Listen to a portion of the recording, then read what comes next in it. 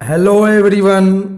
हम लोगों ने chapter 2 acid basis and salts का पार्ट 1, पार्ट 2, पार्ट 3, पार्ट 4 और पार्ट 5 वीडियो देख लिया। आज हम लोग शुरू करने वाले हैं पार्ट 6 को। लेकिन पार्ट 6 शुरू करने से पहले मैं पार्ट 5 में जो समझाया था वीडियो चैप्टर का जिस पार्ट, उस पार्ट से देख लेते हैं हम लोग कि क्या क्या क्वेश्चंस पूछा जा सकता है। तो आइए चलते हैं पार्ट 5 के स्टार्टिंग पार्ट पे। पार्ट 5 का वीडियो का starting part, importance of pH in day to day life. तो यहाँ से आपका क्वेश्चन बनता है कि हमारा बॉडी जो है किस पीएच रेंज में बढ़िया से वर्क करता है। तो इसका आंसर होगा 7 to 7.8 पीएच रेंज में। क्वेश्चन एक यहाँ पे ये भी बनता है हम लोगों का कि पीएच ऑफ रेन वाटर क्या होता है। एसिड रेन यानी पीएच कितना होता है एसिड रेन का, तो 5.6 होता है। नेक्स्ट हम लोग आगे बढ़ते हैं कि अपने सोयल के पीएच को कैसे चेक करेंगे, है ना। ये क्वेश्चन पूछा जा सकता है। तो इसमें हम लोग इस एक्टिविटी को लिख देंगे जो 2.12 में दिया हुआ है ना। वही आपका एक्टिविटी को बढ़िया से समझा के लिख दीजिएगा, वही आपका आंसर हो जाएगा। अगर आप लोगों को इस चैप्टर की नोट्स की ज़रूरत है, आपने नोट्स अभी तक नहीं बनाया है, तो नीचे डिस्क्रिप्शन में मैं लिंक दे दे रहा हूँ। आप लोग वहाँ से नोट्स वाले वीडियो को देख लीजिए। मैं पूरा नोट्स जो है अपलोड कर दिया हूँ। नेक्स्ट क्वेश्चन हम लोगों को आगे आता है इस पार्ट से कि नेम 2 कॉमन एंटा एसिड्स। तो 2 एंटा एसिड का नाम देखिए यहाँ पर दिया हुआ है। मैग्नीशियम हाइड्रोक्साइड, यहाँ पे दिया हुआ मैग्नीशियम हाइड्रोक्साइड, और दूसरा एक होता है बेकिंग सोडा यानी कि सोडियम हाइड्रोजन कार्बोनेट।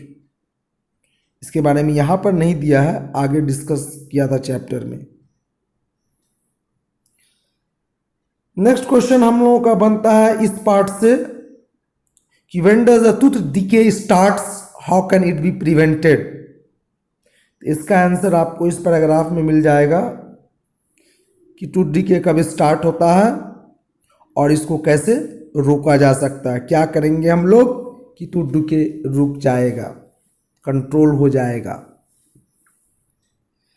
नेक्स्ट हम लोग का इस पैराग्राफ से क्वेश्चन बनता है कि अगर हनी बी काट ले या वैस्प काट ले या एंट काट ले तो उसका रेमेडी क्या होगा। देखिए आपको यहाँ पे आंसर दिया हुआ है कि अगर हनी बी काट लेता है तो उसके लिए हम लोग बेकिंग सोडा लगाते हैं, वो हम लोग को रिलीफ दे देता है। नेक्स्ट आगे कि अगर नीटल लीव्स चुभ जाता है तो क्या करेंगे। नीटल लीव्स में चूंकि मिथेनोइक एसिड होता है, मिथेनोइक एसिड, इसीलिए हम लोग क्या करते हैं रेमेडी के लिए इसी पेड़ के पास इसी पौधे के पास जो दूसरा प्लांट लगा रहता है उसको डॉग प्लांट कहते हैं। यहाँ पे दिया हुआ डॉग प्लांट, यही डॉग प्लांट जो है इसका पत्ते को लगा लेंगे उस अफेक्टेड एरिया में। फिर एंट के बारे में यहाँ पर तो नहीं दिया हुआ है, एंट में आपका काटने से क्या होता है यहाँ पर दिया हुआ है। देखिए कि इस पार्ट से क्वेश्चन बनता है एंट काटेगा तो क्या क्या रेमेडी होगा, तो मिथेनोइक एसिड चूँकि डालता है तो फिर यहाँ पे हम लोग क्या करेंगे, मिथेनोइक एसिड दे रहा है वो, तो हम लोग बेकिंग सोडा लगा लेंगे जो कि एक बेस है। या फिर बिरनी के बारे में यहाँ पर नहीं लिखा हुआ, आपके एनसीईआरटी बुक में मेंशन नहीं किया है। बिरनी को वास्प कहते हैं इंग्लिश में। वो क्या करता है, बेस हम लोगों के बॉडी में इंजेक्ट करता है, हम लोग को दर्द होने लगता है तो हम लोग उससे परेशानी से बचने के लिए, रिलीफ लेने के लिए हम लोग विनेगर सॉल्यूशन लगा लेंगे। फैमिली ऑफ सॉल्ट्स किसको कहते हैं। या फिर हम लोगों का दूसरा क्वेश्चन जो बनता है यहाँ से इस पैराग्राफ से कि स्ट्रॉन्ग एसिड और स्ट्रॉन्ग बेस मिलने से कैसा सॉल्ट बनेगा। तो यहाँ क्वेश्चन आपसे एक पूछा जा सकता है कि define neutral salt, acidic salt और बेसिक सॉल्ट। तो इस सबका डेफिनेशन वगैरह मैं पार्ट 5 वीडियो में दे चुका हूँ, वहाँ से आप लोग सुन लेंगे, समझ लेंगे।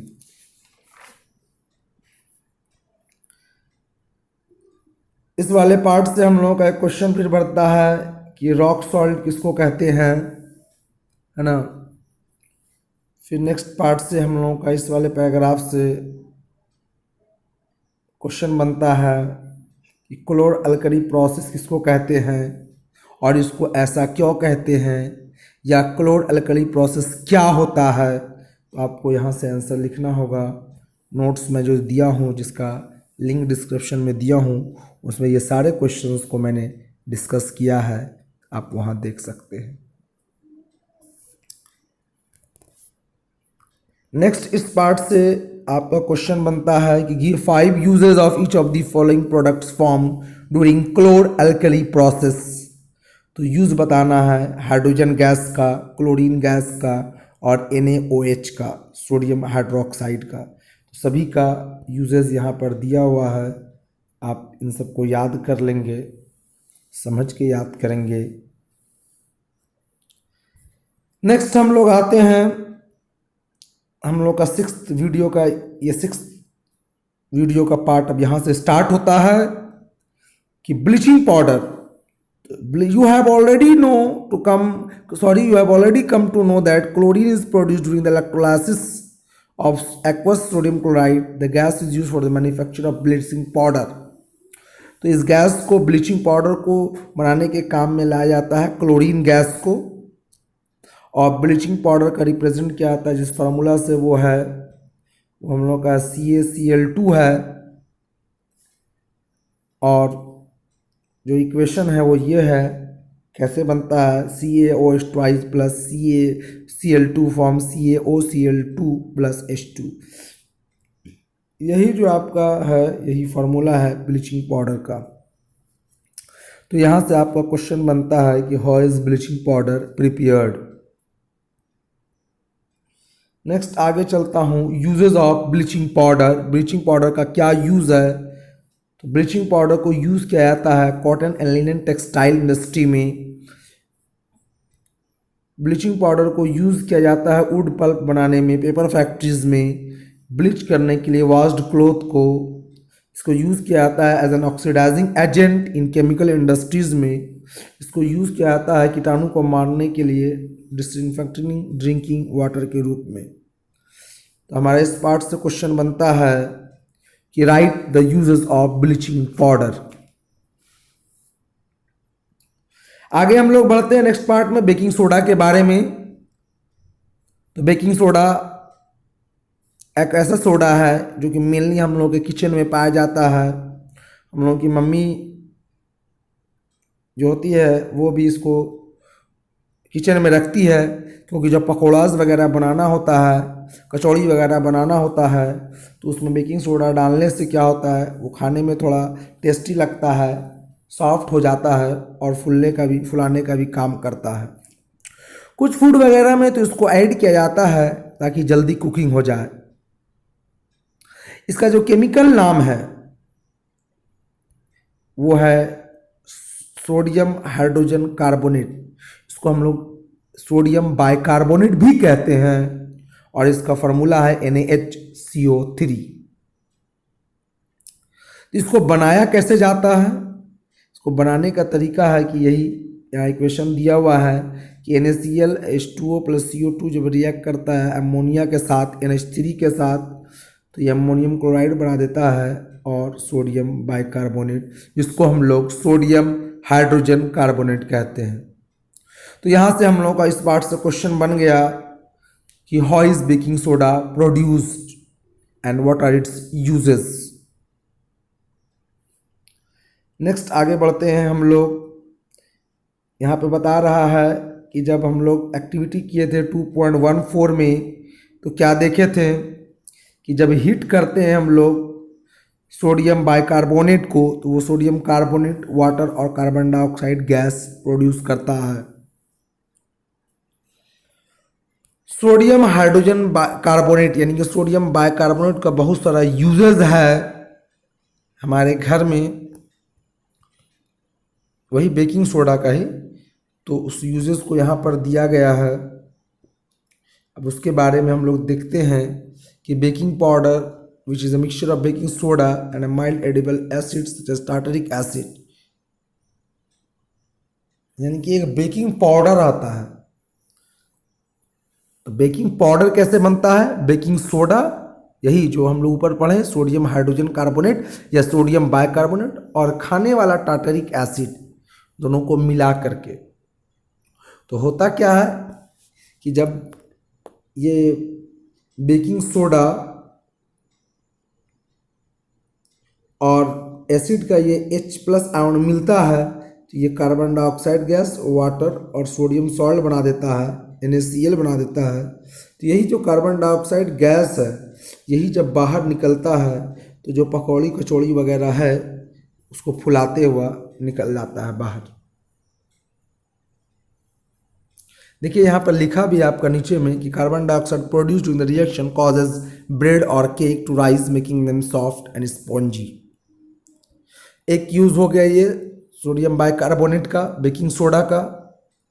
नेक्स्ट यूज दूसरा देखते हैं हम लोग को। Sodium bicarbonate is also an ingredient in antacid. ऊपर हम लोग पढ़े थे कि एंटा एसिड बनाने के काम में आता है। क्योंकि ये अल्कलाइन इन नेचर है, स्टोमक के एसिडिटी को खत्म कर देता है और हम लोगों को रिलीफ देता है। आप लोग सुने होंगे सोडा एसिड फायर एक्सटिंग्विशर। आप लोगों के स्कूलों में लाल रंग का एक फायर एक्सटिंग्विशर टंगा रहता है, जैसा कि आप इस डायग्राम में देख सकते हैं। इसको हम लोग क्या कहते हैं? Soda acid type fire extinguisher. तो इसमें नाम जैसा बता रहा है, इसमें यही सोडा, बेकिंग सोडा, खाने वाला सोडा, सोडियम हाइड्रोजन कार्बोनेट रहता है और एसिड रहता है, इसीलिए इसका नाम दिया गया सोडा एसिड फायर एक्सटिंग्विशर। यानी आप समझ जाइए कि बेकिंग सोडा को यूज़ किया जाता है सोडा एसिड फायर एक्सटिंग्विशर बनाने में। तो अब हम लोगों का इस पार्ट से क्वेश्चन आ बन गया यहाँ पर, what are the uses of NaHCO3, sodium bicarbonate या सोडियम हाइड्रोजन कार्बोनेट। तो ये 3 पॉइंट्स आप समझ सकते हैं। नेक्स्ट हम लोग आगे बढ़ते हैं। नेक्स्ट टॉपिक हम लोगों का है वॉशिंग सोडा। तो हम लोग क्या देखें कि सोडियम क्लोराइड से वॉशिंग सोडा भी बनता है। सोडियम कार्बोनेट को ऑब्टेन करते हैं हम लोग हीट करके सोडियम बेकिंग सोडा यानी कि सोडियम बाइकार्बोनेट से, और उसका इक्वेशन इस तरह से यहाँ है Na2CO3 प्लस 10H2O। जब रिएक्ट कराते हैं तो Na2CO3.10H2O बना देता है। तो ये वॉशिंग सोडा जो है कैसे बनता है? वॉशिंग सोडा का बनने का रिएक्शन यहाँ पे दिया है कि नहीं दिया है? नहीं दिया है, तो इसका मैं यहाँ पे लिख दे रहा हूँ। ठंडा और कंसनट्रेट सॉल्यूशन जो होता है सोडियम क्लोराइड का, ठीक है ना, उसको जो है ब्राइन सॉल्यूशन कहते हैं हम लोग। उसको रिएक्ट कराया जाता है अमोनियम क्लोराइड से, अमोनिया से और वाटर से और कार्बन डाइऑक्साइड गैस से। यही जो है क्या करता है हम लोगों का बना देता है NaHCO3 प्लस NH4Cl। और फिर जब हम लोग इस NaHCO3 को हीट करते हैं तो ये क्या करता है, Na2CO3 plus CO2 plus H2O बनाता है। और यही जो यहाँ पे आप देख रहे हैं Na2CO3, इसी Na2CO3 को जब हम लोग वाटर के साथ रिएक्ट कराते हैं, 10 मॉलिक्यूल्स ऑफ वाटर लेते हैं तो ये क्या कर देता है, बना देता है Na2CO3.10H2O। और यही हो गया वॉशिंग सोडा का फार्मूला।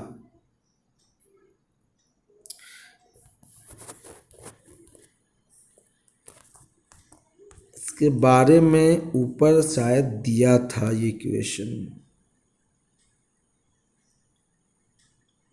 देखिए दिया है, ये इक्वेशन दिया है यहाँ पर, लेकिन आपको जब पूछा जाएगा right the method of production of washing soda with equation, तो आप ये सारा लिखिएगा। एक तो ये वाला इक्वेशन लिखना होगा आपको, फिर आपको ये वाला लिखना होगा, फिर आगे चल के नेक्स्ट में जो है आपको ये वाला ऐड करना होगा। तो मैं जो क्वेश्चन नंबर 38 दिया हूँ अपने नोट्स वाले वीडियो में, उसमें आप देखिएगा यही आंसर दिया हुआ है। नेक्स्ट हम लोग आगे बढ़ते हैं। हम लोगों का इस पार्ट में आया है यूजेस ऑफ वॉशिंग सोडा। क्या यूज़ है? वॉशिंग सोडा को यूज़ किया जाता है गिलास में, सोप में और पेपर इंडस्ट्रीज़ में। इसको यूज़ किया जाता है बहुत सारे सोडियम कंपाउंड्स बनाने के लिए, जैसे बोरैक्स हो गया। ये बोरैक्स को बड़ा यूज़ किया जाता है स्पेशल तरह का गिलास बनाने के लिए, जो कि एक्सपेरिमेंट्स वगैरह हम लोग करते हैं, टेस्ट ट्यूब वगैरह जो यूज़ करते हैं एक्सपेरिमेंट में, वो नहीं फटता है तो वो टेस्ट ट्यूब जो है इसी बोरैक्स गिलास का बना हुआ होता है। सोडियम कार्बोनेट को यूज़ किया जाता है क्लीनिंग एजेंट के रूप में डोमेस्टिक पर्पसेस के लिए। इसको परमानेंट हार्डनेस ऑफ वाटर को हटाने के लिए भी यूज़ किया जाता है। अब हम लोग आते हैं नेक्स्ट पार्ट में। Are the crystals of salt really dry? पूछा जा रहा है क्या क्रिस्टल्स ऑफ सॉल्ट जो है वाकई में सूखा होता है? तो इसका आंसर होगा no, the crystals of salt are not really dry. क्यों? क्योंकि उसमें वाटर ऑफ क्रिस्टलाइजेशन होता है। जैसे एग्जांपल ले लीजिए CuSO4.5H2O, इसमें 5H2O जो है वो वाटर ऑफ क्रिस्टलाइजेशन है। Na2CO3.10H2O, इसमें जो है 10H2O जो है वाटर ऑफ क्रिस्टलाइजेशन है। FeSO4.7H2O, यहाँ 7H2O जो है वाटर ऑफ क्रिस्टलाइजेशन है। और CaSO4.2H2O, ये जो है आपका वाटर ऑफ क्रिस्टलाइजेशन है 2H2O। तो इस तरह से हम लोग कह सकते हैं कि ये सभी जो सॉल्ट्स हैं वो सूखे नहीं हैं रियलिटी में। तो फिर यहाँ पर क्वेश्चन ये उठता है कि आखिर ये सब भीजा क्यों नहीं है? तो बात ये है कि उसमें वाटर ऑफ क्रिस्टलाइजेशन छिपा हुआ है, और चूंकि उस वाटर ऑफ क्रिस्टलाइजेशन जो है फ्री नहीं है, इसका आंसर ये होगा since water of crystallisation is not free water it does not wet the salt. इसीलिए जो है salts containing water of crystallisation appear to be perfectly dry, बिल्कुल सूखा दिखता है हम लोगों को। अब हम लोगों को यहाँ एक्सपेरिमेंट्स करने के लिए बोला जा रहा है। Experiment, heat a few crystal of copper sulphate in a dry boiling tube. क्या बोल रहा है कि थोड़ा सा ड्राई कॉपर सल्फेट ले लीजिए और उसको हीट कीजिए, ठीक है। और उसके बाद what is the colour of the copper sulphate after heating? बोल रहा है कॉपर सल्फेट को जब आप हीट करते हैं तो क्या कलर आपको देखने के लिए मिलता है? सुनिए, जब हम लोग कॉपर सल्फेट को लेते हैं ड्राई बॉइलिंग ट्यूब में तो उसका ब्लू कलर होता है। जब हीट करते हैं स्ट्रांगली तो क्या होता है, कॉपर सल्फेट क्रिस्टल जो है वाइट हो जाता है। अब यहाँ पे क्वेश्चन बनता है कि वाइट क्यों होता है? यहाँ डायग्राम में देखिए, वाइट इसलिए हो रहा है क्योंकि जब उसको हीट करते हैं तो ये देखिए इस वाले पार्ट में आप जो देख रहे हैं वाटर ड्रॉपलेट्स यहाँ पे लिखा हुआ है, ये वाटर ड्रॉपलेट्स जो है उसमें से निकल करके, जिसको हम लोग वाटर ऑफ क्रिस्टलाइजेशन कहते हैं, वो जा करके इस टेस्ट ट्यूब के वॉल पे चिपक गया। इस तरह से उसमें वाटर ऑफ क्रिस्टलाइजेशन जो निकल गया तो उसका कलर जो है ब्लू से वाइट में बदल गया। अब हम लोगों को आगे क्या बोला गया कि do you notice water droplets in the boiling tube, where have this come from. तो बोलेंगे यस वी नोटिस, कहाँ से आया ये, वही जो सॉल्ट को हीट किया उसी में से निकला है। अब फिर क्या बोलता है, स्टॉप हीटिंग, हीट करना रोक दीजिए, कूल कर दीजिए। उसके बाद add 2 to 3 drops of water on the sample after heating, 2-3 बूंद पानी डाल देंगे। व्हाट डू यू ऑब्जर्व, क्या देखने के लिए मिलेगा, is the blue colour of the copper sulphate restored, क्या वापस आ जाता है। तो आंसर होगा yes, the blue colour of copper sulphate crystal is restored. क्यों, क्योंकि वाटर जैसे 2-3 ड्रॉप हम मिलाएं तो फिर से वाटर क्रिस्टलाइजेशन उसमें मिल गया और उस तरह से उसका कलर वापस जो है ब्लू हो जाता है। अब यहाँ पे हम लोग आगे आते हैं, जो मैंने बताया उस सब का आंसर हमको लगता है यहाँ पर दिया हुआ है। देखिए लिख रहा है, if you moisture the crystal again with water you will find that the blue colour of the crystal reappears. वही जो मैं बताया वही सब दिया हुआ है यहाँ पर। और आपको यहाँ पे दे रहा है कि वाटर ऑफ क्रिस्टलाइजेशन क्या चीज़ होता है। तो water of crystallisation is the fixed number of water molecules present in one formula unit of a salt. ये डेफिनेशन हो गया वाटर ऑफ क्रिस्टलाइजेशन का। तो 5 वाटर मॉलिक्यूल्स प्रेजेंट है कॉपर सल्फेट में। कॉपर सल्फेट में 5 मॉलिक्यूल, इसीलिए देखिए इसका फार्मूला जो होता है CSO4.5H2O होता है। उसी तरह से हम लोग यहाँ पर देखें Na2CO3.10H2O पहले ही देख चुके ऊपर में। फिर यहाँ पे देखिए आप 0.2H2O ये जिप्सन है। जब इसको हम लोग हीट करते हैं 270, देखिए यहाँ पे दिया हुआ है 273 केल्विन पे, 273 केल्विन पे यानी कि 100 डिग्री सेल्सियस पे, तो इसका वाटर ऑफ क्रिस्टलाइजेशन लॉस्ट हो जाता है और ये क्या करता है 1.5 H2O ऑफ वाटर मोलिक्यूल्स निकाल देता है और बाकी जो हम लोग को बच जाता है, यही जो हम लोग को बच गया है, यही जो हम लोग को बच गया है यहाँ पर, यही जो है हम लोगों का प्लास्टर ऑफ पेरिस है। ये एक्चुअल में इसका इक्वेशन यहाँ पर दिया होगा, ना दिया नहीं दिया, दिया ही नहीं, इक्वेशन को नहीं दिया है।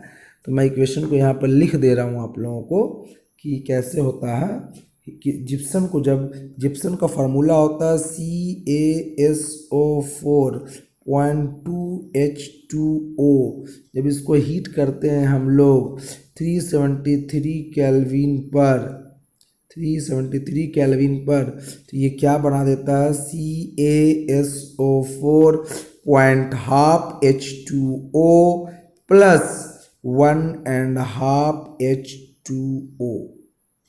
ये 1.5 H2O जो है ये तो उड़ जाता है, बाकी ये जो बच गया यही आपका क्या हो गया, प्लास्टर ऑफ पेरिस हो गया। तो एक्चुअल में हाफ तो नहीं रहता है, फुल रहता है। तो फुल रहता है तो उसको हम लोग को आगे में 2 लगाना पड़ता है। तो यहाँ पे पहले हम लोग देख लेते हैं इसका नाम क्या है। इसका नाम है कैल्शियम सल्फेट हेमीहाइड्रेट। हेमी क्यों लगाया गया, हेमी आप लोग पढ़े मैथमेटिक्स में, हेमिस्फीयर यानी स्फीयर का आधा को हेमिस्फीयर कहते हैं। तो उसी तरह से यहाँ पे हेमी आधा जो लगा है वाटर क्रिस्टलाइजेशन, इसीलिए हेमीहाइड्रेट लगा है। आगे चलते हैं हम लोग, इसका यूज़ क्या है प्लास्टर ऑफ पेरिस का। प्लास्टर ऑफ पेरिस को डॉक्टर्स लोग यूज़ करते हैं प्लास्टर करने के लिए, सपोर्टिंग मटेरियल के लिए, जिसमें क्या कि हड्डी वगैरह टूट जाता है अपने पोजीशन में रखने के लिए उसको। और हम लोग प्लास्टर ऑफ पेरिस को यूज़ करते हैं, वाइट पाउडर को यूज़ करते हैं पानी का साथ मिला करके अपने घरों में पुट्टी करने, प्लास्टर ऑफ पेरिस करने के लिए।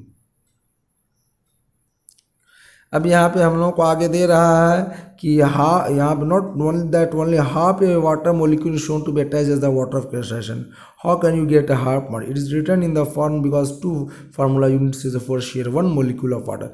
यहाँ बोल रहा है कि हाफ इसलिए लिखा गया है क्योंकि 2 मोलिक्यूल्स ऑफ कैल्शियम सल्फेट जो है एक वाटर मोलिक्यूल को शेयर करता है। तो चूंकि यहाँ पर हम लोग जो है एक लिखते हैं, CSO4 एक लिखें, इसीलिए इसमें वो तो आधा ही शेयर करेगा, इसीलिए इसमें हाफ H2O लिखते हैं। आप दूसरा इस फार्मूला के बदली आप प्लास्टर ऑफ पेरिस का ये फार्मूला के बदली आप ये फार्मूला भी लिख सकते हैं कि 2CaSO4 H2O, क्योंकि हाफ शेयर करता है वाटर मोलिक्यूल, शेयर्ड होता है एक CSO4 मोलिक्यूल के साथ।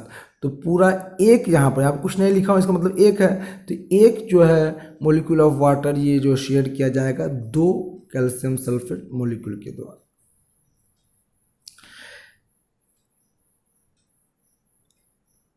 अब आगे यहाँ पे हम लोग को लास्ट में क्वेश्चन फिर दे दिया गया है कि try to find out why is calcium sulphate hemihydrate called plaster of Paris. इसको क्यों प्लास्टर ऑफ पेरिस कहते हैं? हेमीहाइड्रेट ये वाला जो नाम दिया गया है, इसको क्यों हम लोग प्लास्टर ऑफ पेरिस कहते हैं? तो प्लास्टर ऑफ पेरिस इसको कहने के पीछे एक कारण है। कारण ये है कि फर्स्ट ऑफ ऑल ये जो पाया गया था वो पेरिस में, और इनिशियली प्लास्टर ऑफ पेरिस को यूज़ किया जाता था कंस्ट्रक्शन इंडस्ट्री में, प्लास्टरिंग वगैरह के रूप में, इसीलिए इसके लिए इसको प्लास्टर ऑफ पेरिस कहा जाता है, पेरिस में और प्लास्टर के लिए, तो प्लास्टर ऑफ पेरिस।